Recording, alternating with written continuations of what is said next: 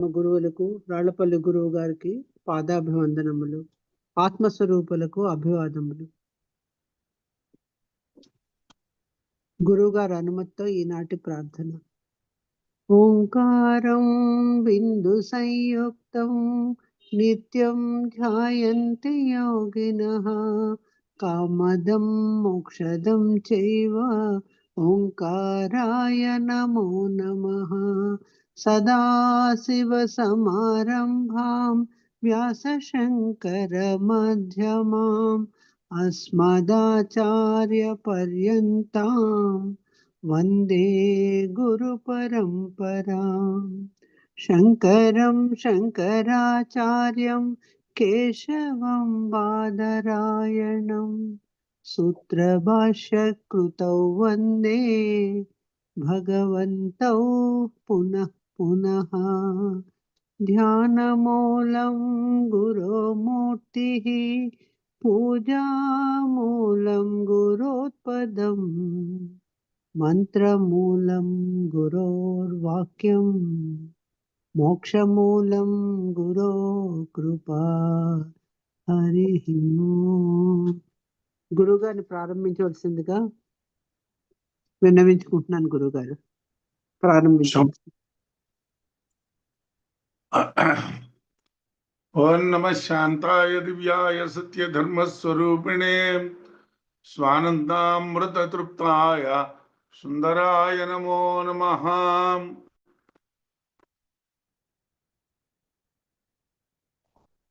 మనం 13 అధ్యాయాలు చెప్పుకున్నాం. ఈ రోజు నుంచి అనుభూతి ప్రకాశంలో 14వ అధ్యాయాన్ని చెప్పుకోవాలి. 14వ అధ్యాయంలో చెప్పబడినటువంటి విషయం అనుభూతి ప్రకాశంలో 9వ అధ్యాయంలో కూడా కనిపిస్తుంది. కౌశితకి ఉపనిషత్తు వివరణ ఇస్తూ ఉన్నటువంటి సమయంలో ఈ బాలాకి అజాత శత్రువుకి జరిగినటువంటి సంవాదాన్ని అక్కడ కూడా చెప్తారు. అయితే ఇక్కడ అక్కడికి ఇక్కడికి తేడా ఏమిటి?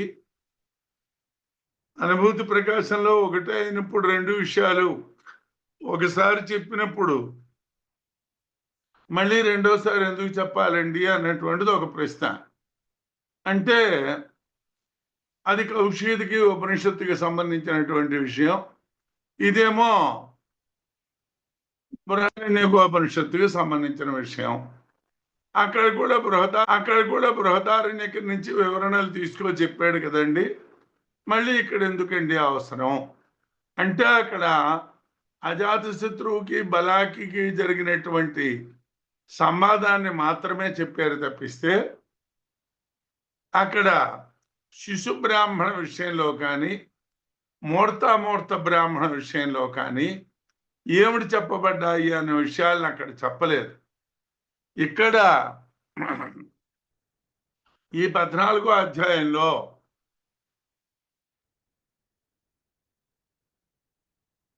అజాత శత్రువుకి బాలాకి జరిగినటువంటి సంవాదము, శిశు బ్రాహ్మణము, మూర్తామూర్త బ్రాహ్మణము మూడు కలిపి చెప్తున్నారు. అది ఇక్కడ ప్రత్యేకత.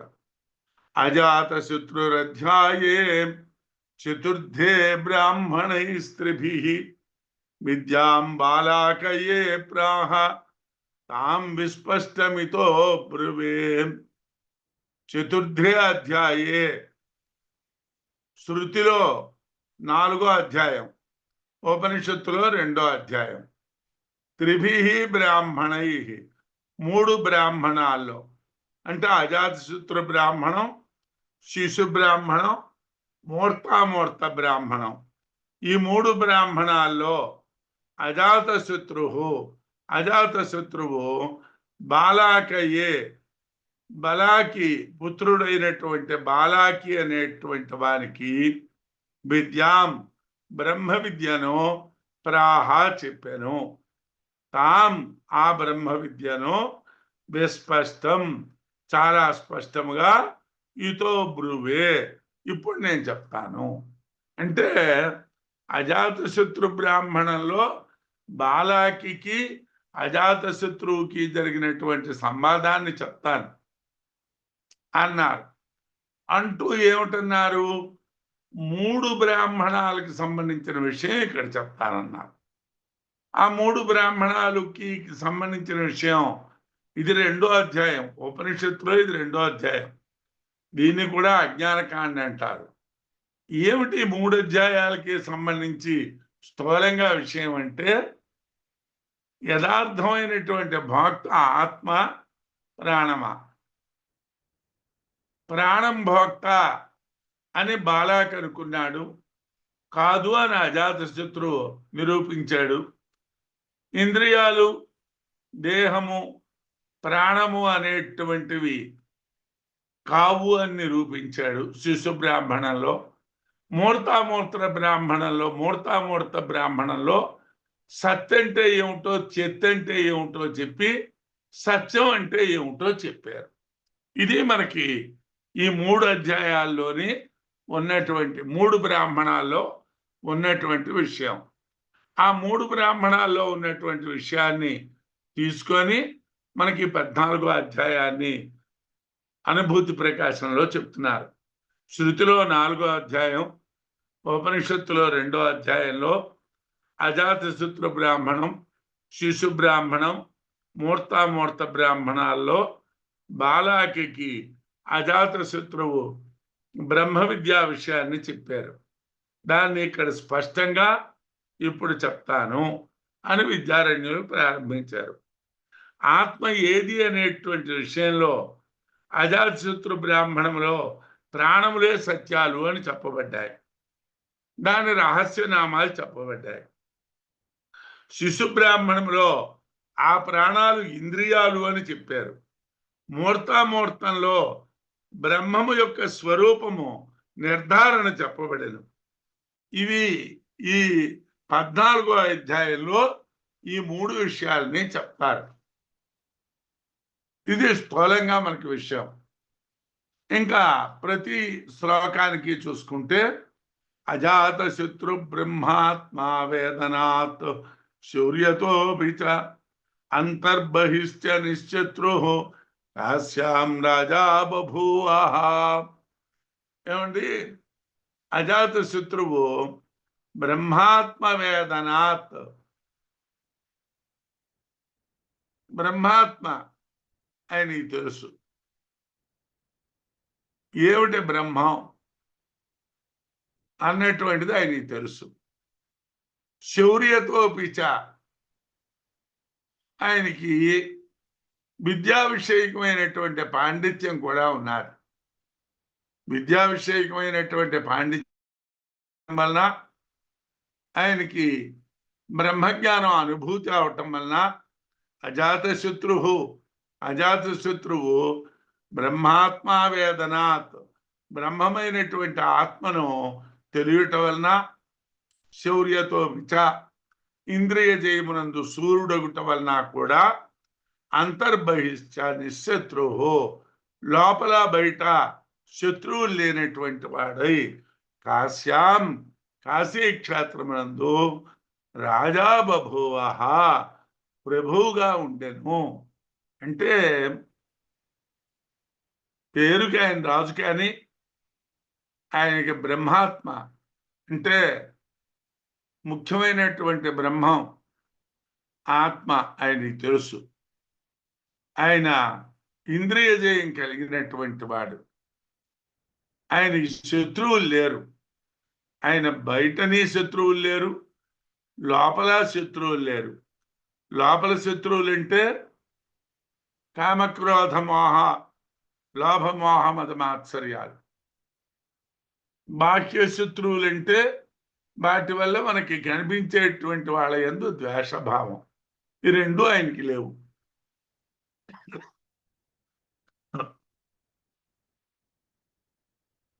అజాతశత్రువు అనేటువంటి రాజు బ్రహ్మజ్ఞానం వలన ఆత్మను తెలుసుకున్నాడు. ఇంద్రియ జయం కలవాడటం వలన అతనికి అంతఃశత్రువులు నశించుడు చేత బాహ్యములు శత్రువులు లేనివాడు. అతడు కాశీ క్షేత్రానికి రాజై ఉండేవాడు అని ఉపాఖ్యానం హాని ప్రారంభించారు. ఉండేవాడట అంటే ఇప్పుడు ఏదైనా కథలు చెప్తున్నప్పుడు అలా చెప్తారు. అవంతి దేశంలో ఒక రాజు ఉన్నాడు అట అంటారు. అంటే ఉన్నాడని మనకు తెలియదు, మనం చూడలేదు కదా, అది కథ కదా, అని అట అంటారు. సంస్కృతంలో హా అంటారు. గర్గగోత్రజ విప్రోయం బాలాకిర్నైవ తత్వవిదు కింటు ప్రాణోపాసకోయం దర్పేణ మహతావృత. ఇక్కడ ఇబ్బంది ఉన్నది. లోకంలో బ్రాహ్మణ కుటుంబాల్లో పుట్టొచ్చును, తత్వజ్ఞానం బ్రాహ్మణులకి తప్పనిసరిగా ఉండాలి. అంటే బ్రాహ్మణులు అంటే నేను వర్ణ విషయకంగా మాట్లాడుతాను అనుకోకండి. ఎవరైతే బ్రహ్మ విద్యని కావాలనుకుంటారో వాళ్ళకి ఏం తెలియాలంటే బ్రహ్మం అంటే ఏమిటో తెలియాలి. అంతే తప్పించి లౌకికమైనటువంటి మాటల్ని అంటే నిన్నను చెప్పాను నేను, ఏకదేశ వాక్యాల్ని తీసుకొని ఎప్పుడూ కూడా మనం దేన్ని విచారణ చెయ్యకూడదు. ఇప్పుడు రమణ మహర్షి గారు ఎక్కడో ఏదో ఒక మాట అన్నారనుకోండి, రమణ మహర్షి గారు ఇలా చెప్పారండి, ఆయన చెప్పిన దాని పూర్వాపరాలు మనకు తెలియాలి. ఆయన అంతకు ముందు ఏమిటి మాట్లాడారు, ఆ తరువాత ఏమిటి మాట్లాడారు, ఆయన ఏ సందర్భంలో ఆ మాట మాట్లాడారో మనకు తెలియాలి. మనం రమణ మహర్షి గారు ఇలా చెప్పారండి, రామకృష్ణ పరమహంస గారు ఇలా చెప్పారండి, చెప్పారు, శంకరాచార్యులు వారు ఇలా చెప్పారండి, చెప్పారు. ఎప్పుడు చెప్పారు, ఎక్కడ చెప్పారు, ఏ విషయాన్ని గురించి చెప్పారు, ఆ సందర్భం నువ్వు చూడక్కర్లేదా? దేని అన్నిటికీ ఒకటే అన్వయం కుదురుతుందా? ఒక శబ్దానికి అర్థం చెప్పాలంటే సందర్భాన్ని బట్టి అన్వయం చేయాలి ధాతువుని. హనహింసాగత్యో అన్నాడు. హన అంటే చంపడం అని అర్థం, హన అంటే పొందుట అని అర్థం. మనం అర్థం చెప్పేటప్పుడు చంపాడు అని ప్రతి చోట అర్థాలు చెప్పకూడదు, పొందాడు అని చెప్పాలి, పొందబడింది అని చెప్పాలి. సంస్కృతంలో గత్యర్థకాలన్నీ జ్ఞానార్థకాలు కాబట్టి జ్ఞానాన్ని పొందాడు అని చెప్పాలి. అదేమిటండి మీరు హనధాతువుకి జ్ఞానం అంటారేమిటి? ఆ ధాతు అర్థం అలా చెప్పారు సార్. హన హింసాగత్యో, హన అన్నటువంటి ధాతువుకి హింస అన్నటువంటిది ఒక అర్థం, గతి అన్నటువంటిది ఒక అర్థం. అది రెండు అర్థాల్లోనే హనధాతువు వాడతారు. అంటే సందర్భాన్ని బట్టి మనం అర్థం చెప్పాలి. అర్థాలు చెప్పేటప్పుడు సందర్భం తెలియకుండా అర్థాలు చెప్పామనుకోండి, కొద్దిగా ఇబ్బందిగా ఉంటుంది. అంటే విన్నవాళ్ళు కొద్దిగా ఇబ్బంది పడతారు, ఎవరైనా పెద్దవాళ్ళు వింటే జాలి పడతారు మన మీద. అయ్యో పాపం వీడు సరిగా చదువుకోకుండా మాట్లాడుతున్నాడు. ఇక్కడ ఏమిటండి విషయం అంటే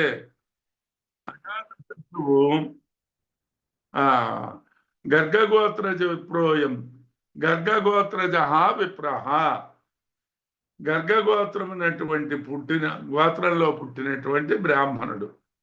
అయం బాలాకి, ఈ బాలాకి తత్వవిత్తున ఏవ, జ్ఞానం కలవాడు కాడు, వీడికి జ్ఞానం లేదు, బ్రహ్మజ్ఞానం లేదు. కింటూ కానీ ప్రాణోపాసక, ప్రాణోపాసకుడు, ప్రాణోపాసన తెలుసు, వీడికి ప్రాణోపాసన తెలుసును కానీ బ్రహ్మజ్ఞానం లేదు. అయం ఈ బాలాకి మాతా దర్పేణ మృత, గొప్ప గర్వంతో నిండినటువంటి వాడు. లోకంలో ఏమిటవుతున్నదంటే ఇవాళ మనం చాలా మందిని చూస్తూ ఉంటాం, తెలిసింది తక్కువ, ఎక్కువ తెలుసునన్నటువంటి అహంకారాలు. మనం చాలా చోట్ల అలాంటి పరిస్థితులు చూస్తూ ఉంటాం. యథార్థానికి ఏ విద్యల్లోనైనా ఒకవేళ అహంకారం ఉన్నదంటే ఉండొచ్చేమో, అది వేరే పట్టండి. బ్రహ్మ విద్యలో అహంకారం ఉండకూడదు. బ్రహ్మ విద్యలో నువ్వు ఎంత తెలుసుకున్నా ఇంకా తెలియని వాడివే. కేనోపనిషత్తులో ఏం చెప్పాడండి? నాకు బాగా తెలుసు అన్నటువంటి వాడికి ఏమీ తెలియదు. అంటే బాగా తెలుసును అనుకున్నావంటే అసలు తెలియలేదు అని అర్థం. అందు గురించి మనం బ్రహ్మ విద్యలో అహంకారం పనికిరాదు. వీడి గొప్ప గర్వం ఉంది. బాలాకి గర్గగోత్రంలో పుట్టినటువంటి బ్రాహ్మణుడే కానీ ఇతనికి బ్రహ్మజ్ఞానం లేదు. కానీ ప్రాణోపాసన విషయాలు తెలిసి గొప్ప గర్వం కలిగినటువంటి వాడు. అధ్యాత్మమధిదైవంచ బ్రహ్మస్యాత్ ప్రాణదేవత సమిష్టి వ్యష్టిరూపాసౌ ఇది గార్గ్యస్య నిశ్చయః. ప్రాణదేవత, ప్రాణం అనబడేటువంటి దైవము అధ్యాత్మం, అధిదైవం. అధ్యాత్మం అని అధిదైవం అని రెండు విధాలుగా. బ్రహ్మస్యాత్, బ్రహ్మం అవుతుంది. అసౌ, ఆ బ్రహ్మము సమిష్టి వ్యష్టి రూప, సమిష్టి రూపం వ్యష్టి రూపం అవుతుంది అని గార్గ్యస్య నిశ్చయ అని గార్గ్యుడి యొక్క అభిప్రాయం. అంటే గార్గ్యుడి దృష్టిలో ప్రాణదేవతే సమిష్టి వ్యష్టి రూపమైనటువంటి ఆధ్యాత్మ అధిదైవమైనటువంటి బ్రహ్మము. వాడికి అంతే తెలుసు. గార్గ్యస్య నిశ్చయ. అధ్యాత్మం అనేటువంటిది బ్రహ్మ వ్యష్టి రూపం అని, అధిదైవం అనేటువంటిది బ్రహ్మ సమిష్టి రూపం అని, ఈ రెండు ప్రాణదేవతే అని బాలాకి అభిప్రాయం. ఈ బాలాకి అజాతశత్రు సంవాదం 9వ అధ్యాయంలో కూడా మనకు కనిపిస్తాడు. కానీ కారణం చెప్పాను మీకు. అక్కడ ఏమిటండి ఇబ్బంది అని అంటే, అక్కడ ఒక అజాతశత్రు సంవాదమే ఉన్నది. ఇక్కడ శిశు బ్రాహ్మణం, మూర్త బ్రాహ్మణం కలిసి ఉంటాయి అనే విషయాలు చెప్పాను. రవ్యాధ్యాసః రవ్యాద్యాః జ్యేష్ఠయ ప్రోక్త సమిష్టిస్తు విరాట్ భవేత్ న ముఖ్య బ్రహ్మ తాయేతే ఇతి రాజ్ఞో వినిశ్చయః. అయితే రాజుగారి ఆలోచన ఏమిటండి? అజాతశత్రువు యొక్క ఆలోచన రవ్యాద్యాః, సూర్యచంద్రాదులు వ్యష్టయ ప్రోక్తాః, వ్యష్టి రూపములుగా చెప్పబడినవి. సమిష్టిస్తు, సమిష్టి రూపం అయితే విరాట్ భవేత్, విరాట్ అగును. ఏతేషాం, వీరికి న ముఖ్య బ్రహ్మత, ముఖ్య బ్రహ్మత్వము లేదు.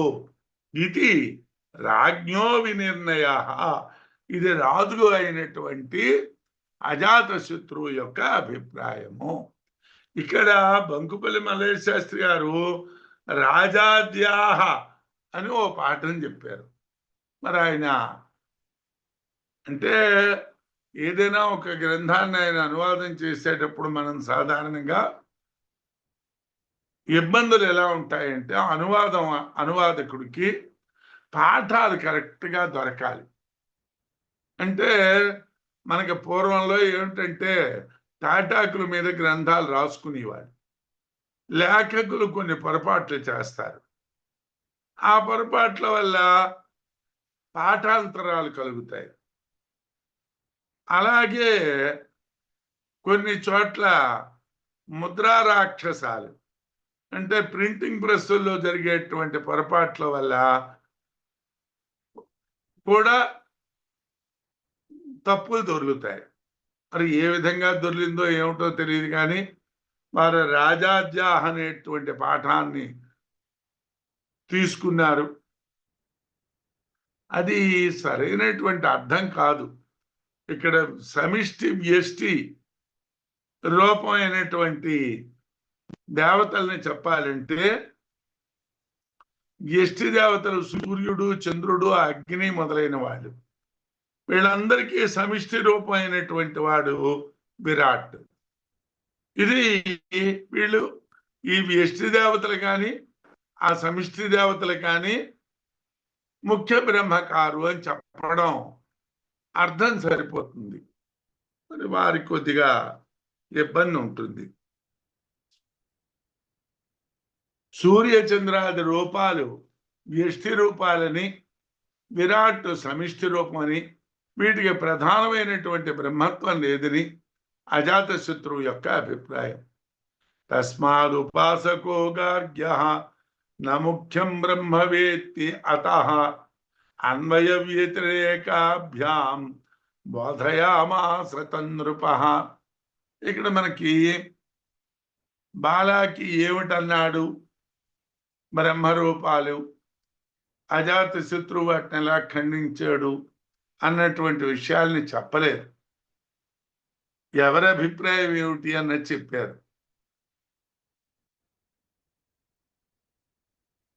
ప్రాణాలు, ప్రాణ దేవతలు బ్రహ్మము అని గార్గ్యుడు అనుకున్నాడు. ప్రాణము బ్రహ్మము కాదు, ప్రాణ దేవతలు బ్రహ్మము కాదు అని రాజు అనుకున్నాడు. ఇక్కడ వాళ్ళిద్దరి మధ్యన ఏమిటండి విషయం అంటే, ఏదైతే సృష్టిలో విరాట్ బ్రహ్మగా చెప్పబడుతున్నాదో, లేదు హిరణ్యగర్భ బ్రహ్మగా చెప్పబడుతున్నాదో అది కానీ, లేదు దాని నుండి ఏర్పడినటువంటి అభిమాని దేవతలు అగ్ని, సూర్యుడు, చంద్రుడు మొదలైనటువంటి వాళ్ళు కానీ, వీళ్ళెవరూ కూడా బ్రహ్మము కాదు. ఇది రాజుగారి అభిప్రాయం. వీళ్ళే బ్రహ్మము అన్నటువంటిది గార్గ్యుడి అభిప్రాయం. తస్మాదుపాసకో గార్గ్యః న ముఖ్యం బ్రహ్మవేత్యతః. తస్మాత్ అందువలన ఉపాసకో గార్గ్యః, ఉపాసకుడైనటువంటి బాలాకి ముఖ్య బ్రహ్మ నవేత్తి, ముఖ్య బ్రహ్మాన్ని తెలియటం లేదు. అతః అందువలన అన్వయ వ్యతిరేకాభ్యాం, అన్వయ వ్యతిరేకముల చేత తమ్మ బాలాకిని నృపః రాజు అజాతశత్రువు బాధయామాస బోధిస్తున్నాడు. ఒరే నాయనా, ఇది కాదు, ఈ విషయాన్ని తెలియాలంటే నీకు ప్రాణాలంటే ఏమిటో తెలియాలి, బ్రహ్మం అంటే ఏమిటో తెలియాలి, ప్రాణం ఎందుకు బ్రహ్మ కాదో తెలియాలి అన్నటువంటి దాన్ని బోధిస్తున్నాడు. అందువలన ప్రాణోపాసకుడైనటువంటి గార్గి ముఖ్య బ్రహ్మము తెలిసిన వాడు కాడు. అందువలన రాజైనటువంటి అజాతశత్రువు ఆ బాలాకిని అన్వయ వ్యతిరేక న్యాయంతో బాధ చేస్తున్నాడు. స్యాద్విజ్ఞానమయో భోక్త న ప్రాణః ఇతి జాగరే వివేకో దుశ్యకో యస్మాద్ అత్ర ద్వావపి సుస్థితో. ఈ విషయాలు మనం ఉపనిషత్తుల్లో బహుదా వింటున్నాం, మీకు తెలిసినటువంటి విషయాలే.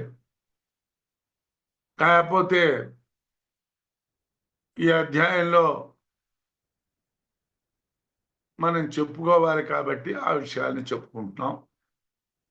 విజ్ఞానమయ భోక్త స్యాత్, విజ్ఞానమయుడైనటువంటి ఆత్మే భోక్త, న ప్రాణః ప్రాణము కాదు, ఇది అని జాగరే వివేక, జాగ్రత్త అవస్థ యందు తెలియుట దుశ్యక సమర్థము కాదు.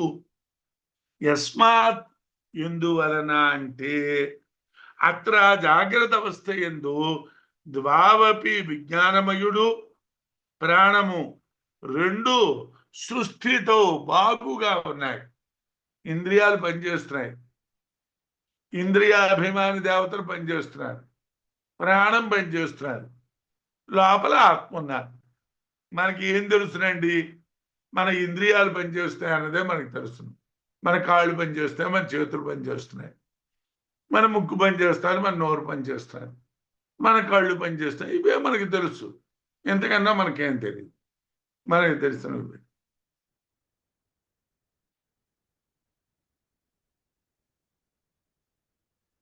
మనకు ఇవి మాత్రమే తెలుసును కాబట్టి, ప్రాణానికి సంబంధించినవే తెలుసును కాబట్టి, ఆ లోపల ఉన్నటువంటి ఆత్మ, విజ్ఞానమయమైనటువంటి ఆత్మని మనం గుర్తించలేకపోతున్నాం.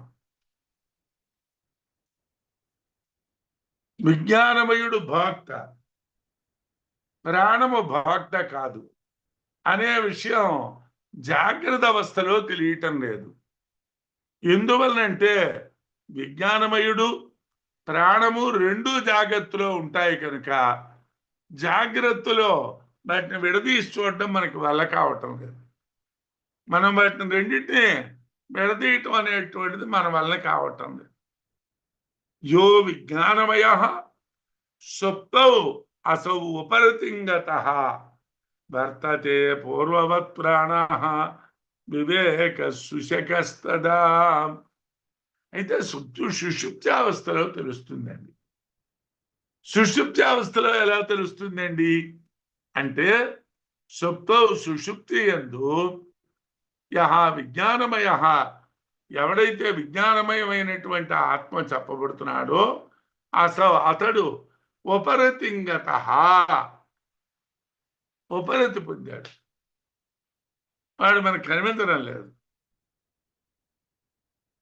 వాడి యొక్క ఉనికి తెలియబడ్డం లేదు, అంటే ప్రకాశించడం లేదు. ప్రాణ, ప్రాణము పూర్వవత్ వర్తతే, ఇంతకు ముందు వలె జాగ్రత్త వలె పనిచేస్తున్నాడు. కదా అప్పుడు వివేక, భక్తను నిర్ణయించుట సుశక, సులభ సాధ్యము. ఇక్కడ రెండు విషయాలు ఉన్నాయి. ఏమంటే ఆత్మ ప్రకాశించడం లేదంటున్నారు కదా, మరి దాన్ని ఎలా తెలుస్తామండి? ప్రకాశిస్తూ ఉన్నటువంటి ప్రాణం పనిచేయటం లేదు, ఉన్న ప్రాణం పనిచేయటం లేదు. ఏమంటే ప్రాణం ఎందుకు పనిచేయటం లేదండి? ప్రాణం యథార్థమైన యజమాని కాదు కాబట్టి. యథార్థమైనటువంటి యజమాని అయితే వాడు పనిచేస్తాడు. యథార్థమైనటువంటి యజమాని ప్రాణం కాదు కాబట్టి వాడు పనిచేయటం లేదు. వాడు ఇంకోటి ఆజ్ఞలకి లోపడి పనిచేసేవాడు కాబట్టి వాడు పనిచేయటం లేదు. అది అలాగా సుషుప్తిలో విజ్ఞానమయ ఆత్మ ప్రకాశించకుండా ఉన్నది, ప్రాణం మాత్రం జాగ్రత్తలో వలె ప్రకాశిస్తున్నది. అప్పుడు భక్త అయినటువంటి ఆత్మను గుర్తించడం సులభం అవుతుంది. తస్మాత్ సుషుప్తం పురుషం ఆమంత్రియ ప్రాణనామభి అప్రబోధాత్ అభోక్తృత్వం ప్రాణస్య అస్పష్టయన్ నృపః. తస్మాత్ అంటే అందువలన. ఎందువలన అంటే ప్రాణం ప్రకాశిస్తున్నది. ప్రాణం ప్రకాశిస్తున్నప్పుడు మనం పనులన్నీ చేయాలి కదండి. కాళ్ళు కదలాలి, చేతులు కదలాలి, మాటలు మాట్లాడాలి, వాసన చూడాలి, కళ్ళు పనిచేయాలి కదా. ఎందుకు అవన్నీ జరగడం లేదండి? అవన్నీ ఎందుకు జరగడం లేదు అంటే, తస్మాత్ అందువలన ప్రాణనామభి, ప్రాణము యొక్క పేర్లతో సుషుప్తం పురుషం, నిద్రలో ఉన్నటువంటి పురుషుణ్ణి ఆమంత్రియా పిలిచి అప్రబోధాత్, నిద్ర లేవకపోవటం వలన ప్రాణస్య, ప్రాణమునకు అభోక్తృత్వం, భోక్త కాకపోవుటను, భోక్తృత్వ ధర్మం లేకపోవుటను నృపః, రాజు అస్పష్టయతు.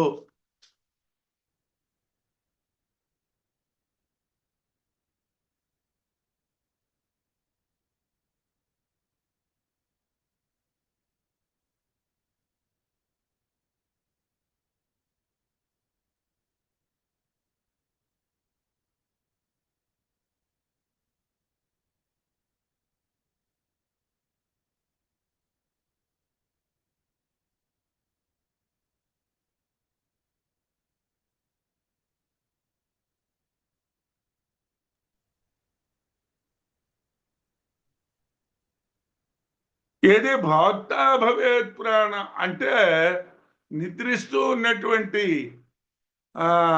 పురుషుణ్ణి లేపాడు, ప్రాణనామాలతో లేపాడు, అతడు లేవలేదు కనుక ప్రాణం భోక్త కాదు అని రాజు బాలాకి స్పష్టం చేశాడు. ఇక్కడ ఏమిటండి సమస్య? లేపితే లేవకపోతే ప్రాణం భోక్త కాదా అంటే భాష్యంలో చాలా వివరంగా సిద్ధాంతం పూర్వపక్షం నడిచింది. అదంతా మనం పట్టు రావటం లేదు. దాంట్లో ఉన్నటువంటి విషయం ఏమిటి? ఒకవేళ నిజంగా ప్రాణం యజమాని అయితే పిలిస్తే లేవాలి కదా. పిలిస్తే లేవలేదు అంటే ప్రాణం భోక్త కాదు అని రాజు బాలాకి చెప్పాడు. అంటే ప్రాణమున్నా నిద్రలో పిలిస్తే లేవలేదు అంటే ప్రాణానికి స్వతంత్రంగా ప్రకాశించే గుణం లేదు. అందువలన భోక్త వేరు, ప్రాణము వేరు అన్నారు. ఆ విషయాన్నంతటి అజాతశత్రు బ్రాహ్మణంలో ఉన్నటువంటి విషయాన్ని షార్ట్ కట్ లో చెప్తున్నారు. ముందు వాడేవో చెప్పాడు, ఆది దైవికాలు చెప్పాడు, ఆధ్యాత్మికాలు చెప్పాడు, ఇవన్నీ బ్రహ్మం అన్నాడు, ఇవి బ్రహ్మం కాదు అని ఖండించేశాడు. అయితే నాకు ఇంతకన్నా తెలియదు అన్నాడు. అయ్యా మీరే చెప్పండి నేను వింటా అన్నాడు. బ్రాహ్మడికి క్షత్రియుడు చెప్పకూడదు అన్నాడు. పర్వాలేదు చెప్పండి నేను వింటా అన్నాడు. అప్పుడు చెప్పాడు, పదా ఓ పడుకునేవాడి దగ్గరికి వెళ్దాం అన్నాడు. పడుకునేవాడి దగ్గరికి వెళ్ళి వాడిని లేపాడు. ఏమిటని లేపాడు? బృహన్ పాండురవాస సోమరాజన్ అని లేపాడు. హే సోమరాజన్ అంటే వాళ్ళు లేవాలి. ఇప్పుడు నేను నిద్రపోతున్నాను, నన్ను వచ్చారు, పేరు పెట్టి పిలిచారు, నేను లేవాలి కదండి. నేను లేవలేదు అంటే రెండు కారణాలు ఉండాలి. ఒకటి, నా ప్రాణం పని చేయకపోవాలి. మరి నా ప్రాణం పనిచేస్తున్నాను, నేను బతికే ఉన్నాను, నేను లేవలేదు. మరేమైంది అంటే నా ప్రాణానికి మీరు పిలిచినటువంటి పిలుపు వినిపించలేదు. అదెందుకు వినిపించలేదు అంటే ప్రాణం భోక్త కాదు. భోక్త అంటే ఏదో ఫుడ్ తినేది అని అర్థం కాదు, ప్రకాశింపజేసేది అని అర్థం. ప్రాణం కానీ కళ్ళని, చెవుల్ని, ముక్కుని, నోరుని అన్నింటినీ ప్రకాశింపజేసేదైతే నన్ను మీరు లేపగానే నా ప్రాణం చెవుల్లో అని పడుతుంది కాబట్టి నా ప్రాణానికి సంబంధించిన చెవుల్లో వెంటనే నేను లేచి కూర్చుంటాను. కానీ ఈ చెవుల మీద ప్రాణానికి డైరెక్ట్గా అధికారం లేదు. భోక్త అంటే అక్కడ అర్థం ఏమిటంటే ఈ చెవుల్ని ప్రకాశింపజేసే గుణము ప్రాణానికి లేదు, ఈ కళ్ళని ప్రకాశింపజేసే గుణము ప్రాణానికి లేదు, ఈ నోటిని ప్రకాశింపజేసే గుణము ప్రాణానికి లేదు. ప్రాణం స్వతంత్రంగా పనిచేయడం లేదు, ప్రకాశించటం లేదు, ప్రకాశింప చేయటం లేదు. అంటే దానంతటిది మన ఇంద్రియాలని పనిచేయించడం లేదు. మనం అనుకోవడం అయితే అలాగే అనుకుంటాం. అంటే మనం డాక్టర్ గారి దగ్గరికి వెళ్ళాం అనుకోండి, ప్రాణం పోయిందండి అంటారు, ఆత్మ పోయిందండి అనరు. ఇక్కడే మనకి తేడా తెలియాలి. ప్రాణం కూడా ఒక ఇంద్రియం. శిశు బ్రాహ్మణంలో చెప్తారు, మూర్త బ్రాహ్మణంలో బ్రహ్మ అంటే ఏమిటో చెప్తారు. కాబట్టి అజాతశత్రు బ్రాహ్మణంలో వీడు ప్రాణావై సత్యం తేషామేవ సత్యస్య సత్యం అన్నటువంటి మంత్రాన్ని చిట్ట చివరిని చెప్పాడు. కాబట్టి ప్రాణములే సత్యములు అంటే అంతవరకే మన జ్ఞానం ఉన్నట్టుగా. అది బాలాకి జ్ఞానం. అజాతశత్రువు అది కాదని చెప్తున్నాడు. ఇది భోక్తా భవేత్ ప్రాణ జాగ్రత్వత్ శబ్దమాగతం అశ్రోష్యత్ నాశృణోత్ తస్మాన్న స్యాత్ భోక్తో ఉపలాదివత్ భోక్త ఉపలాదివత్. ఏది భోక్త భవేత్ ప్రాణ ప్రాణము ఏది ఒకవేళ భోక్త భవేత్ భోక్త అయితే జాగ్రత్తవత్ జాగ్రత్తనందువలే ఆగతం శబ్దం వచ్చినటువంటి ధ్వనిని అశ్రోష్యద్ వినియుండెను.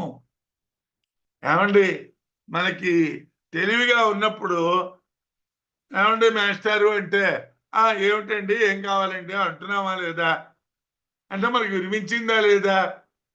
అప్పుడు మనం ఏమనుకున్నాం? ప్రాణం ఉన్నది కాబట్టి వినిపించింది అనుకున్నాం. ప్రాణం పోతే వినిపించదు అనుకున్నాం. ప్రాణం పోకపోవడమే ప్రాణం పోకపోవడమే కాదండి, డాక్టర్లకి నేను చెప్పక్కర్లేదు. మరి బ్రెయిన్ డెడ్ అయిపోయినటువంటి వాడికి కూడా వాడు అలాగ బతికే ఉంటాడు. నోట్లో పోస్తే తాగేస్తాడు, పట్టుకుంటే లేస్తాడు, పడేస్తే పడుకుంటాడు, మాట్లాడు, అడగాడు. ఏ ఇంద్రియాలు పనిచేయవు, కాళ్ళు పనిచేయవు, చేతులు పనిచేయవు, ఏవి పనిచేయవు. మరి వాడు ఏమయ్యాడు? అదో రకం చెప్పండి.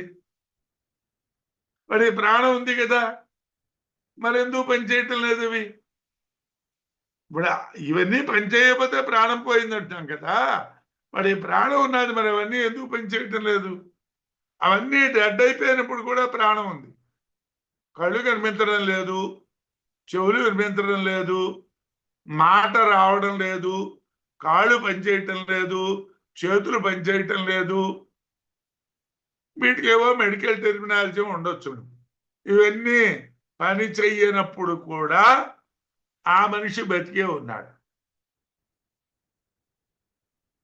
అంటే ప్రాణానికి వీటికి లింక్ ఉందా లేదా?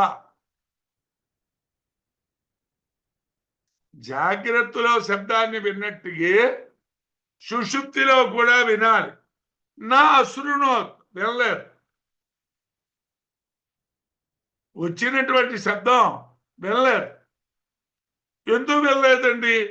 తస్మాన్ నస్యాత్ భోక్త ఉపలాదివత్. ఉపలాదివత్ అంటే జడాలైనటువంటి రాళ్ల వలె. తస్మాత్ అందువలన భోక్త నస్యాత్ ప్రాణము భోక్త కాదు. అంటే ప్రాణము ఇంద్రియాలను ప్రకాశింప చెయ్యలేదు. ప్రాణం కూడా ఒక ఇంద్రియం మాత్రమే. ఇది ఇంపార్టెంట్ ఇంద్రియాలు, అన్ఇంపార్టెంట్ ఇంద్రియాలు అన్నటువంటిది మనకు ఉపనిషత్తుల్లో చెప్పారు. ప్రాణాన్ని జ్యేష్ఠ శ్రేష్ఠ అన్నారు. ఉద్గీత బ్రాహ్మణంలోనే ఆ మాట చెప్పారు. అలాగే ప్రాణ సంవాద బ్రాహ్మణంలోని బృహదారణ్యకంలో ఉపాసనా కాండలో ప్రాణ సంవాద బ్రాహ్మణం వస్తుంది, అక్కడ చెప్పారు. ఇక్కడ మొదటి అధ్యాయంలో ఉద్గీత బ్రాహ్మణంలో కూడా చెప్పారు. ప్రాణం శ్రేష్టము జ్యేష్ఠము అని చెప్పారు. ప్రాణం కాకపోతే అన్నిటికన్నా గొప్పది. అన్నింటికన్నా గొప్పవాడండి కలెక్టర్ గారు, కానీ స్వంతంగా పనిచేయలేడండి. అన్నిటికన్నా గొప్పవాడు సిఎస్ అండి, కానీ స్వంతంగా పనిచేయలేడండి. ప్రభుత్వం నిర్ణయం తీసుకుంటే చీఫ్ సెక్రటరీ అమలు చేస్తాడు. నిర్ణయం తీసుకోవలసినటువంటిది చీఫ్ సెక్రటరీ కాదు. ఏమండి, ఒక ప్రాజెక్టు కట్టాలండి, ఆ నిర్ణయం ప్రభుత్వ నిర్ణయం, అమలు చేసేవాళ్ళు మాత్రం యంత్రాంగం. ఇంద్రియాలు అనేవాళ్ళు యంత్రాంగం మాత్రమే. వీళ్ళందరికీ చీఫ్ ఎవరంటే ప్రాణం. కానీ వాడు భోక్త కాడు, వాడు నిర్ణయాలు చేసేవాడు కాడు. ప్రాణము ఒకవేళ భోక్త అయితే జాగ్రత్త వలె శబ్దాన్ని వినాలి, లేవాలి. వినలేదు, లేవలేదు.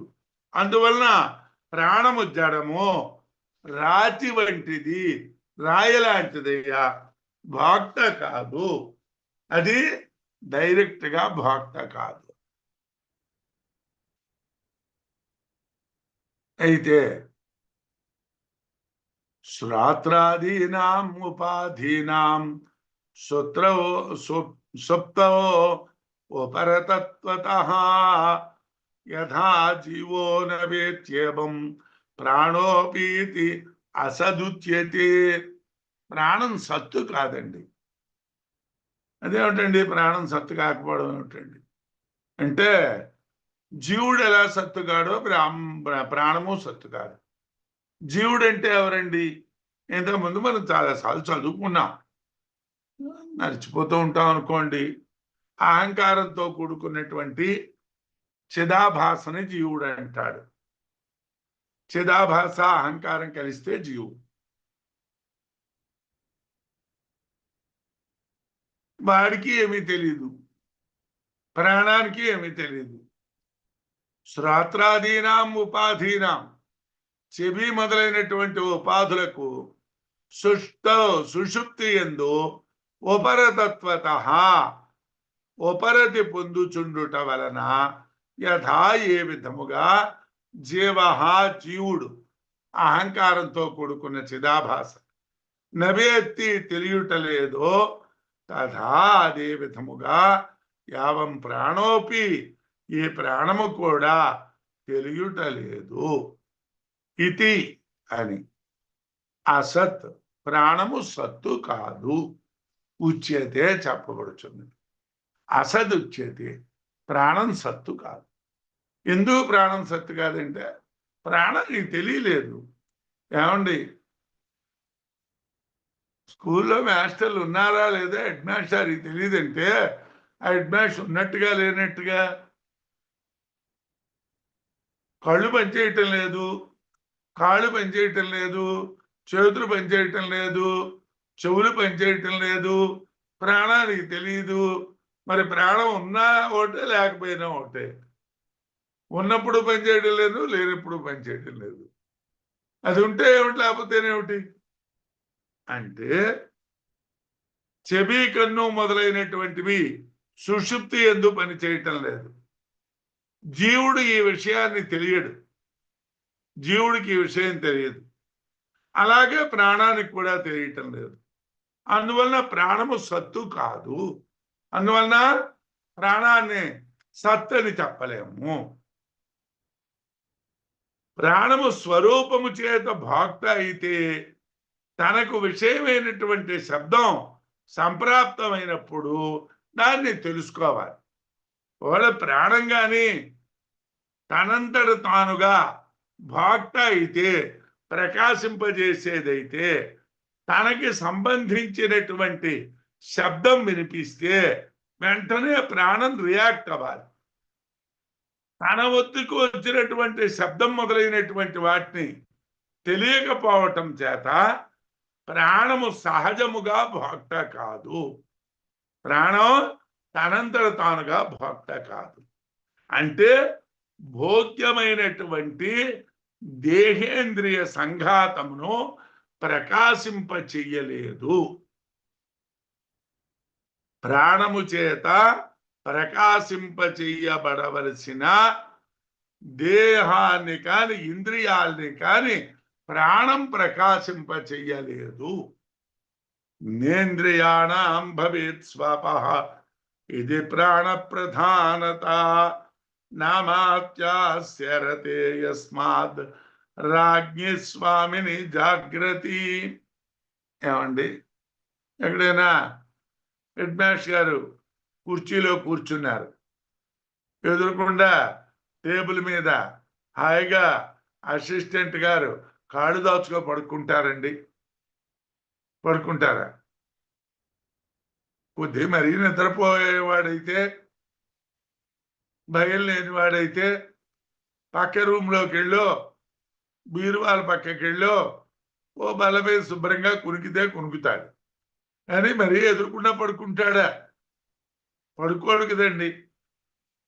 ఏది ఒకవేళ ప్రాణ ప్రధానత, ప్రాణము ప్రధానమైతే అంటే భోక్త అయితే ఇంద్రియాణం, ఇంద్రియములకు నా స్వాపహ భవేత్, నిద్ర ఉండదు. ప్రాణం పడుకోలేదండి, ఇంద్రియాలు ఎందుకు పడుకుంటాయండి? ఇంద్రియాలని ప్రాణం కంట్రోల్ చేస్తే ప్రాణం తెలివిగా ఉన్నప్పుడు ఇంద్రియాలు కూడా తెలివిగా ఉండాలి. అంటే ప్రాణం ఉంది, రాత్రి మనం పడుకున్నప్పుడు ప్రాణం ఉంది, అదేం పోలేదు. ప్రాణం ఉన్నది కానీ శబ్దం అయింది, మనకు వినిపించలేదు. ఇంట్లో దొంగ దూరాడు, మనకి తెలియలేదు. ప్రాణం ఉంది కదండి, చప్పుడైంది కదండి, లేవాలి కదండి, ఎందుకు లేవలేదండి? అంటే ప్రాణము యజమాని కాదు. యస్మాత్, ఎందువలనంటే స్వామిని, అధికారం కలిగినటువంటి రాజ్ఞి, రాజు జాగ్రత్త, తెలివిగా ఉండగా అమాత్యాహ, మంత్రులు నశారతే, నిద్రించరు. ఏమండి, లోకంలో ఎప్పుడూ కూడా కింద పని చేస్తున్నటువంటి వాడు యజమాని తెలివిగా ఉంటే వీడు కూడా తెలివిగానే ఉంటాడు. వాడు పడుకుంటే వీడు పడుకుంటాడు. యజమాని గారు పడుకున్నా ఒక్కొక్కసారి సేవకులు తెలివిగా ఉంటారు. ఎందుకోసం? ఒరే, నేను లేచే వరకు ఎవరో రాకుండా చూడరా అన్నాడు అనుకోండి, చచ్చినట్టు తెలివిగా కూర్చుంటాడు. యజమాని ఆజ్ఞలకి సేవకులు లొంగుంటారు. ఒకవేళ ప్రాణము యజమాని అయితే ఆ ప్రాణం యొక్క ఆజ్ఞలకి కళ్ళు, చెవులు, ముక్కు, నోరు అధీనంలో ఉంటే హే సోమరాజన్ అని పిలవగానే వాళ్ళు లేవాలి. వాళ్ళు లేవలేదు. అంటే ప్రాణానికి స్వతంత్రంగా ఇంద్రియాలని కంట్రోల్ చేసే శక్తి లేదు. అదేవిధంగా ముఖ్య బ్రహ్మము భోక్త ప్రాణమైతే ప్రాణం తెలివిగా ఉండగా ఇంద్రియాలు నిద్రపోవు. దేవతా ప్రతిషేధార్థం బోధ్యతే చంద్రనామభి తదవబోధాద్ అభోక్తృత్వం దేవతాయా సునిశ్చితం. అయ్యా, మీరు పిలిచినప్పుడు ఏమిరా శాఖరు అని పిలిచేవా? వాళ్ళు లేవలేదు. ఇప్పుడు ఏవో పెడుతున్నారు చూడండి పేర్లు.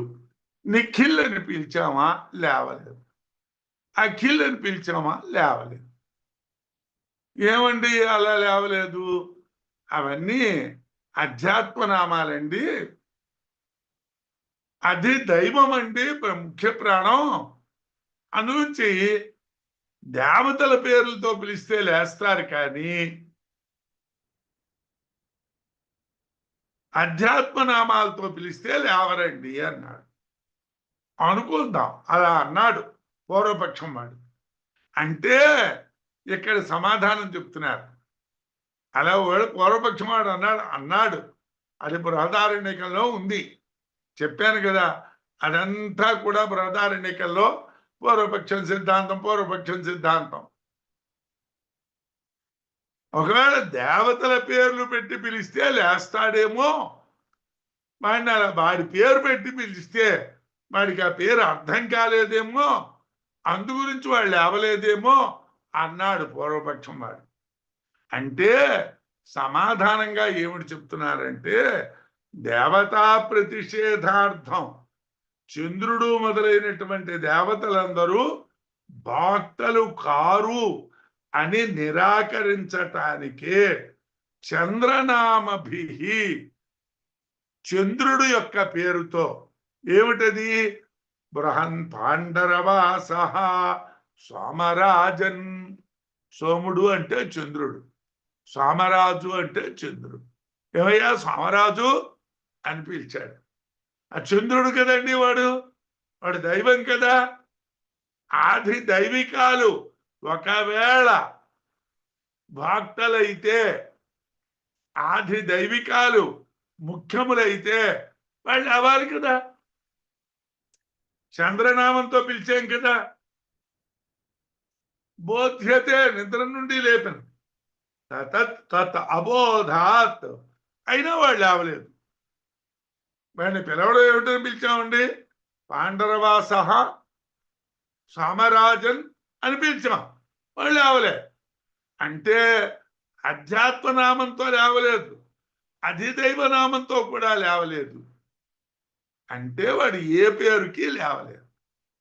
అంటే వాడి యొక్క శబ్దగ్రహణ శక్తి పని చేయలేదు. ప్రాణం ముఖ్యమైతే అది పని చేయాలి కదా, పని చేయలేదు. దేవతల యొక్క పేర్లతో పిలిస్తే లేస్తాడు. దేవతలు ముఖ్య ప్రాణాలు అంటే దేవతల పేర్లతో పిలిచినా లేవలేదు.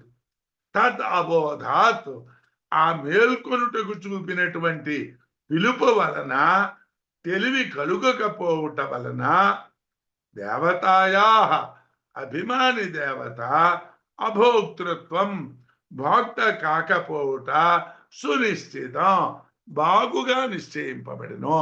అంటే అభిమాని దేవతలు కూడా భక్తులు కారు. వాక్కు భక్త కాదు, వాక్కుకి అభిమానమైన అగ్ని కాదు, కళ్ళు కాదు, కళ్ళకి అభిమానమైన సూర్యుడు కాదు, చెవి కాదు, చెవికి అభిమానమైన దిక్కులు కాదు, మనస్సు కాదు, మనస్సుకి అభిమానమైన చంద్రుడు కాదు. అంటే అభిమాని దేవతలు కూడా భక్తులు కారు. చంద్రాది దేవతలే దేహమునందలి కర్త భోక్తయగు ఆత్మ అనే బాలాకి అభిప్రాయాన్ని నిరాకరించడం కొరకే. బాలాకి అయితే ఈ ఆలోచన ఉంది, దేహంలో ఉన్నటువంటి కర్త భోక్త ఎవరంటే చంద్రాది దేవతలే. కానీ అది కాదు అని చెప్పడానికి అజాత శత్రువు చంద్రమండలాధిష్ఠిత ప్రాణదేవత యొక్క నామాన్ని ఉచ్చరించాడు, సోమరాజన్ అని. చంద్రమండలంలో అధిష్ఠితమైనటువంటి అభిమాని దేవత యొక్క పేరుని పిలిచాడు. ప్రాణము నిద్రించదు కనుక ఏ పేరుతో పిలిచినా పలకాలి. కానీ పలకకపోవటం చేత ప్రాణమునందు అంతర్గతమైనటువంటి సూర్యాది దేవతలు ఏవి భక్తులు కావు. ప్రాణము భక్త కాదు, ప్రాణంలోనే అంతర్గతమైనటువంటి సూర్యుడు మొదలైనటువంటి దేవతలు కూడా భక్తులు కాదు. ప్రాణం కన్నా వేరైనటువంటి దేవత లేదు. సూర్యాది దేవతలందరూ హిరణ్య గర్భంలో అంతర్భాగమే. ప్రాణము అంటే హిరణ్య గర్భ బ్రహ్మ, సూత్ర బ్రహ్మ. ఆ సూత్ర బ్రహ్మ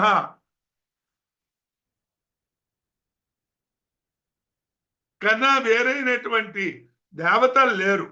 అందువలన ప్రాణం తెలియలేదంటే ప్రాణం భక్త కాదు, దేవతలు కూడా భక్తులు కారు అని నిశ్చయించబడ్డాది. ప్రాణస్యాభోక్తృతాంగార్గ్యో వ్యబోధ్యత తతో నృపః విజ్ఞానమయ బోధాయ చక్రే యత్నముపాయతః. గార్గ్య అయినటువంటి బాలాకి ప్రాణస్య ప్రాణము యొక్క అభోక్తృతాం భక్త కాకపోవటను వ్యబోధ్యత తెలిసిన వాడయ్య. అమ్మయ్య అర్థమైపోయిందండి, గార్గికి మనం చెప్పింది కాదు తప్పు అని తెలిసిపోయింది. అయితే తతః అప్పుడు నృపః రాజు విజ్ఞానమయ బోధాయ విజ్ఞానమయ ఆత్మను తెలియచేయటం కొరకు ఉపాయత సాధనముతో యత్నం చక్రే ప్రయత్నం చేస్తున్నాడు. గారికి వాడు అనుకున్నటువంటిది కాదు అని వాడికి తెలిసిపోయింది. అయితే ఇప్పుడు వాడికి ఏం తెలియాలి? విజ్ఞానమయ ఆత్మ బ్రహ్మము అని తెలియాలి. అది అజాత శత్రువు వాడికి ఉపాయం ద్వారా బోధిస్తున్నారు. గార్గ్యుడు ప్రాణం భోక్త కాదు అని తెలుసుకున్నాడు. అటు తర్వాత రాజు విజ్ఞానమయ ఆత్మ తెలియటం కొరకు సాధనంతో ప్రయత్నం చేస్తున్నాడు.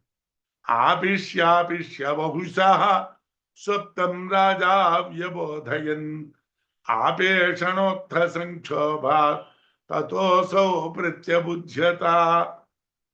బహుశః ఆపిష్యాపిష్య అనేక విధాలుగా ఆ సోమరాజుని కుదిపాడండి. రాజు స్వప్నం ఆ పడుకునేటువంటి వాడిని వ్యబోధయత్ లేపారు. ఆపేషణోత్థ సంక్షోభాత్ చాలా రకాలుగా కుదపటం వలన కలిగినటువంటి సంక్షోభం వలన తతహాటు తరువాత అసౌ ఆ నిద్రితుడు ప్రత్యబుధ్యత లేచాడు.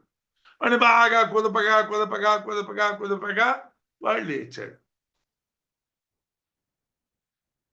రాజుగా నిద్రితుడు చాలా విధాలుగా కుదిపి లేపాడు. ఆ కుదుపుల వలన కలిగినటువంటి సంక్షోభం చేత ఆ పడుకున్న వాళ్ళు లేచాడు. సామాన్యముగా పిలిస్తే లేకపోవటకు కుదిపితే లేవటానికి తేడా ఏమిటి? ఈ రెండింటికి మధ్యన తేడా ఏమిటయ్యా అంటే, భోక్త సంఘాతం కంటే విలక్షణుడు అవటం వలన ఈ తేడా అర్థమవుతుంది. భోక్త వేరు, దేహేంద్రియ ప్రాణ సంఘాతము వేరు అని తెలియాలి. కుదిపితే లేచాడు, పిలిస్తే పలకలేదు అంటే దేహేంద్రియ సంఘాతం కన్నా భోక్త వేరు. ఉత్తమ కర్మలకు సుఖము, మధ్యమ కర్మలకు దుఃఖము, అధమ కర్మలకు మోహము అనేటువంటి ఫలంలో భేదాలకు కూడా సంఘాతం కన్నా భోక్త వేరవటమే కారణము.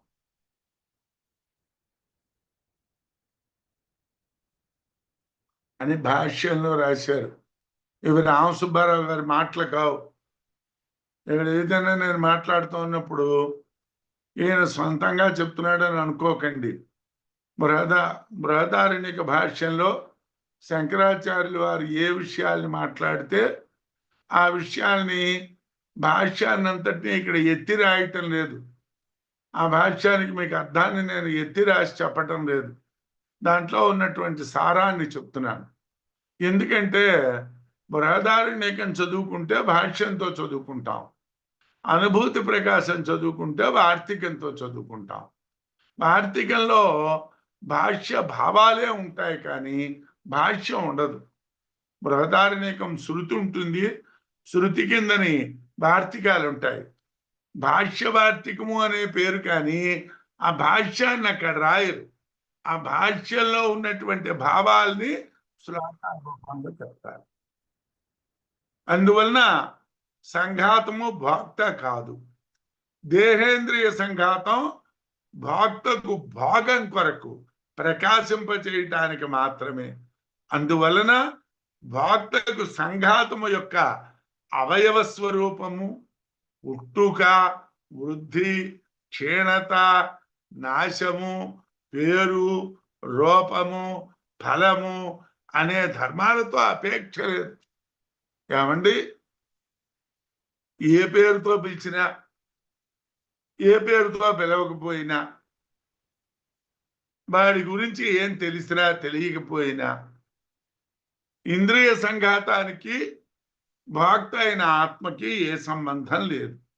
కనుక ప్రయత్నపూర్వకంగా కుదిపినప్పుడు కలిగినటువంటి సంక్షోభం వలన విజ్ఞానమయ ఆత్మ తెలియబడుతున్నది.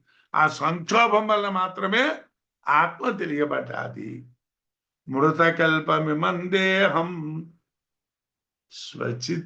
స్వచితావేశయన్నివ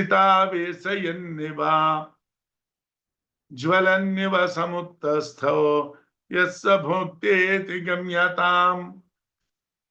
ఇక్కడ కూడా పాఠాంతరం అంటే బంకుపల్లి వారి పాఠంలో సంచితావేశయన్నివ అని ఉన్నారు. స్వచితావేశయన్నివ అన్నటువంటిది సరైనటువంటి పాఠం అనిపిస్తుంది. అంటే ఏవో 2-3 పుస్తకాలు ఉన్నాయి ఈ సంస్కృత మూలంలోని. ఆ 2-3 పుస్తకాల్లోని ఆ రోజుల్లో బొంబాయిలో నిర్ణయ సాగర్ ప్రెస్ అని ఉండేది, అలాగే పూణేలో ప్రెస్ ఉండేది, కాశీలో. ఏ ప్రెస్ వాళ్ళకి దొరికినటువంటి పుస్తకం ఆధారంగా వాళ్ళు ప్రింట్ చేసేవాళ్ళు. దక్షిణాది వాళ్ళు ఆ పుస్తకాలు తెప్పించుకొని ఆ పుస్తకాలకి తెలుగులో రాసుకునేవాళ్ళు. అంటే ఉత్తరాదిలో లిపిలోనే తాటాకుపత్ర గ్రంథాల్లోనూ ఉండేవి, పూణేలో కూడా అలాగే ఉండేవి. అలాగే మనకి బావిళ్ళ వారు ప్రచురించినంత కాలం కూడా ఈ తాటాకుపత్ర గ్రంథాలన్నిటినీ శోధించడానికి మంచి పండితుల్ని పెట్టించి ఏ పాఠం అయితే బాగుంటుంది, కరెక్ట్గా అర్థం ఏ పాఠంకి వస్తుంది అన్నటువంటి చూసి ఆ పాఠాన్ని పెట్టి అదే పేజీలో కిందనో గీత పెట్టి అక్కడ 1, 2, 3 అంకె వేసి దీనికి పాఠాంతరాలు ఉన్నాయి, ఇవి సరిపోవు అని చెప్పేవాళ్ళు. మృతకల్పం మరణముతో సమాన ధర్మము కల యమన్ దేహం, ఈ శరీరము స్వచితో తన చితి యందు ఆవేశన్యన్నివ ప్రవేశించినట్టుగా, అంటే చితిలో ప్రవేశించినటువంటి దేహం టపాల్మని లేచినట్టుగా. అంటే ప్రాణం బతికున్నాడు, వాడిని చితి మీద పెట్టామనుకోండి టపాల్మని లేస్తాడు. వాడు మామూలుగా లేవడు, అమ్మోయ్ బాబోయ్ అరుస్తూ లేస్తాడు.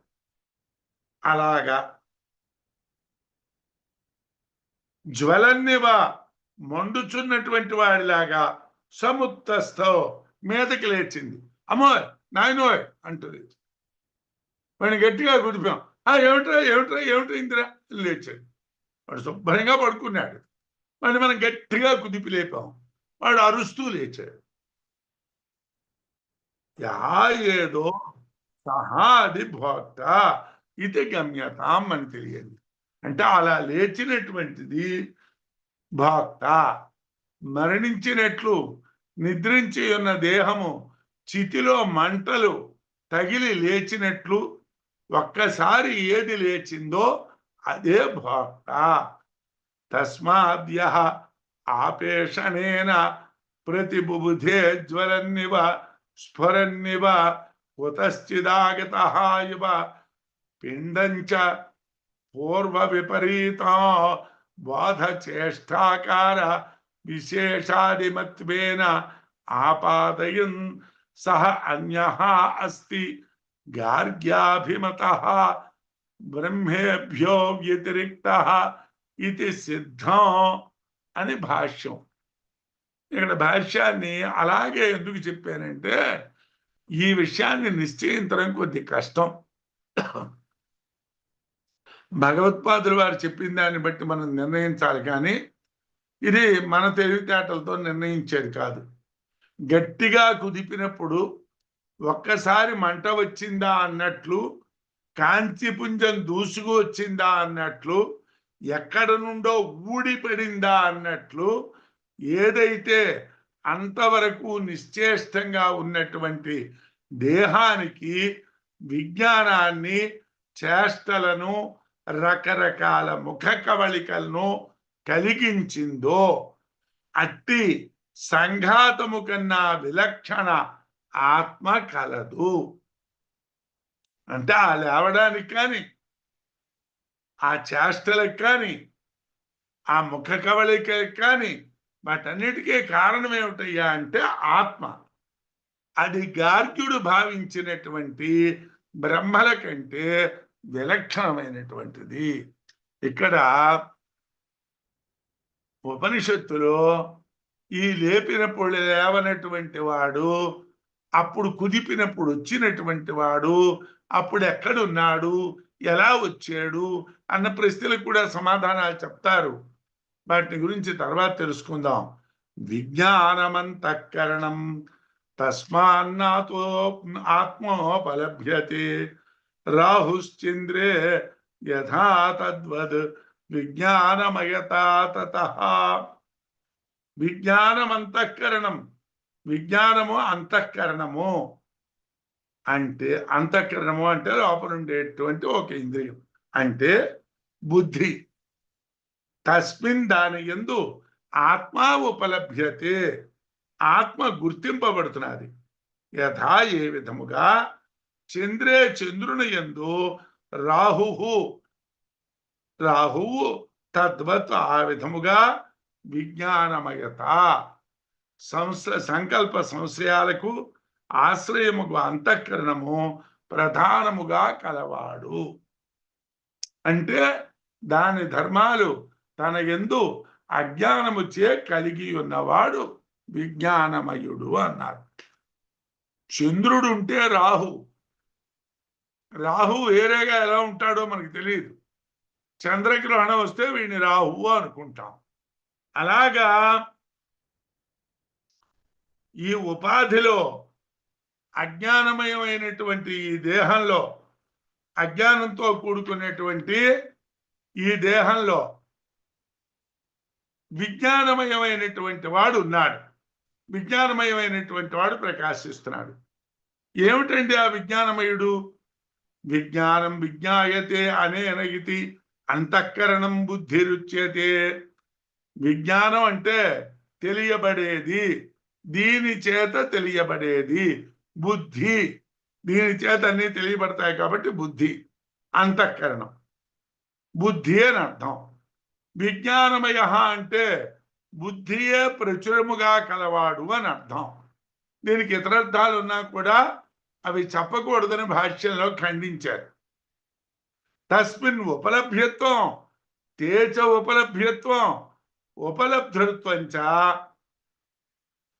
అంటే ఏమండి, ఆ బుద్ధి యందు ఆత్మ దొరుకుతుందా అంటే ఆ బుద్ధి యందు ఆత్మ గుర్తించడానికి వీలు పట్టం చేత తేనచ ఉపలభ్యత్వం ఆ బుద్ధి ద్వారా ఉపాధిని తెలియటం చేత ఉపలబ్ధృత్వంచ దొరికేటటువంటిది కూడా ఆత్మే. దొరికేది ఆత్మే, దొరకబడేది ఆత్మే, దొరకటం కోసం చేయబడే జ్ఞానము ఆత్మే. అంటే త్రిపుటి ఆత్మే. ఉపలభ్యత్వము, ఉపలభ్యము, ఉపలబ్ధృత్వము మూడు కూడా ఆత్మే. ఎక్కడ బుద్ధిలోనే ఆత్మ గుర్తింపబడుతుంది. దాని యొక్క ఉపాధి ద్వారానే ఆత్మ తెలియబడుతుంది అనే అర్థంలో మయః అనేటువంటి పదానికి ప్రచురము అనేటువంటి అర్థం చెప్పబడింది. విజ్ఞానమయుని బ్రహ్మాత్మ వేరొక చోట చెప్పడం వల్ల ఇక్కడ మయః అంటే మరో అర్థం చెప్పకూడదా అండి అని అంటే చెప్పకూడదండి. ఎందుకంటే బృహదారణ్యకంలోనే 4వ అధ్యాయంలో ఆత్మని గురించి చెప్తూ విజ్ఞానమయ అన్నటువంటి పదాన్ని స్పష్టంగా ప్రయోగించారు. కాబట్టి విజ్ఞానమయుడు అంటే బ్రహ్మాత్మ అనే అర్థం చెప్పాలండి. సంకల్ప వికల్పాద్యాత్మకం అంతఃకరణం తన్మయ విజ్ఞానమయ అని భాష్యం. అంటే విజ్ఞానమయుడు సంకల్పాలకు సంశయాలకు ఆశ్రయమైనటువంటి అంతఃకరణము. దీని అందు ఆత్మ తెలియదగును, దీని ద్వారా ఆత్మ తెలియదగును అనటం వలన విజ్ఞానమయుడు అన్నటువంటి అర్థం చెప్పబడ్డారు.